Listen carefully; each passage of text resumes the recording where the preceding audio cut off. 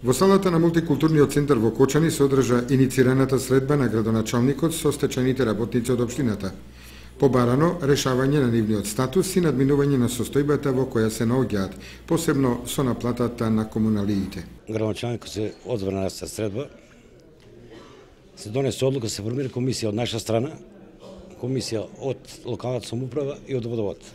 Што запознаени, тоа ќе се деси од утре, ќе почне некој работно тело, да го видиме критериуму, кој може да го избореме и до која граница може да идеме да бидеме ослободени од плаќањето за, односно таксата за комунари и за вода и за струја.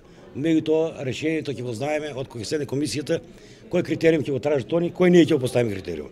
Дали ќе го фане сите стечајци или нема да го фане.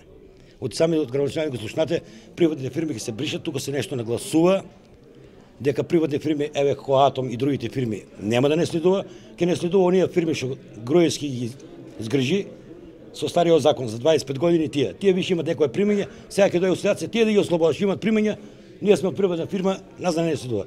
Меѓутоа да оставиме време и простор, да видиме со комисијата, да разговараме со комисијата, што ќе постигнеме, ќе се сретнеме, ќе ви дадеме информација.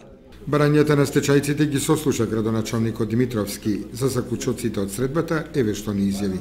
Јас и председателот на Советот се одзвавме на поканата на стечајците да бидеме дел од нивните состаноци кои што ги имаат секој четврток. Има возможни просторија каде што поширока каде што ќе го држат состанокот и разговаравме на една единствена тема, тоа е можноста за намалување на давачките по основ на вода и другите комунални услуги кои што ги имаат тие стечајци.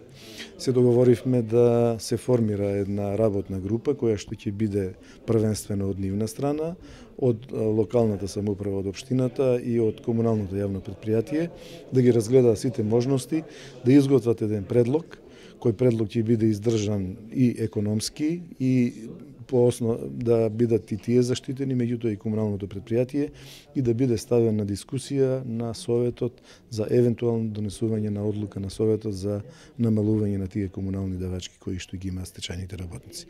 Со тоа би се утврдиле критериумите кои ќе ги опфатат, значи кој од кога е стечаец, каква е материјална состојба, колку е семејната состојба и така натаму. Меѓутоа сепак таа работна група ќе ги предложи тие критериуми. Надвор од дневниот ред се наметна и прашања кои што ги тиштат нашите сограѓани, стечајните работници, и ги поставува прашањата за стечаите во Атом, во Прима и во други фирми, како дошло, што дошло и какво решение да има. Имавме малку и непријатни разговори, меѓутоа суштината е таа дека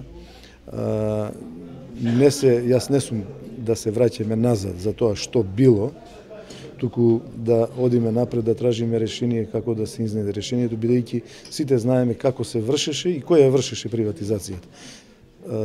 Јас го посочив тоа дека виновниците треба да се бараат во тогашните раководства, било на општинско ниво, било на државно ниво, било на менаџерски тимови во предпријатијата и од таму да ги бараат одговорите. Колку и како ќе роди плод ваквата средба на стечајците со градоначалникот ќе покаже времето. До тогаш работната група ќе бара решение за барањето на стечајците во врска со долгот кон комуналното јавно